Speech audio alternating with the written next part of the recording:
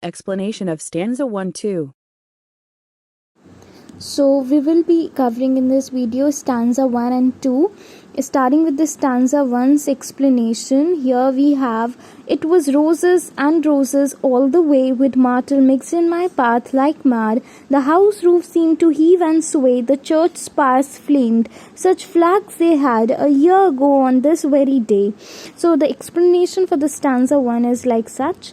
The poem starts with a patriot describing an event, a grand public welcome, that took place a year ago on that very same day. He is reminiscing the past, and he builds a picture for us as he remembers that day. His walking path was covered with lots and lots of rose petals with myrtle mixed in them. The path was festooned with these flowers for him. People standing on the roofs of their buses cheered for him as he passed by. They were overjoyed to see him. The spires of the church, pointed tapering roofs were generally seen on old cathedrals, and similar buildings were covered with flaming flags that the people had put for a celebration. People were overwhelmingly delighted to greet their hero and were enthusiastic to see him as he passed by. It is only logical to assume that this grand celebration must be a result of some achievement on the speaker's part. Perhaps it was a victory in war, or the assemblage for fighting one, or winning a popular election to an office, or being nominated as a ruler, or maybe something else. It can be assumed that at this point in the poem that it concerned the common people highly, and they were happy on the occasion. The patriot is seen as a public hero in this stanza, who is greeted with much love and affection by the commoners. So this was the stanza 1. Now moving on to the stanza 2, it was like, "The air broke into a mist with bells.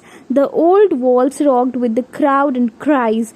Had I said, 'Good folk, mere noise repels, but give me your son from yonder skies,' they had answered, and afterward, what else?"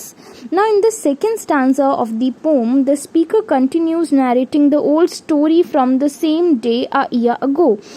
He describes the event to the readers. People were rejoicing by ringing bells, and the entire atmosphere was thick with its noise. They were standing on some kind of old structure and cheering for the patriot with their cries, rocking the walls. Now the patriot says, had he asked the public for anything, even the dearest things on which their sustenance depends, they would have readily given it to him. Such great was his image.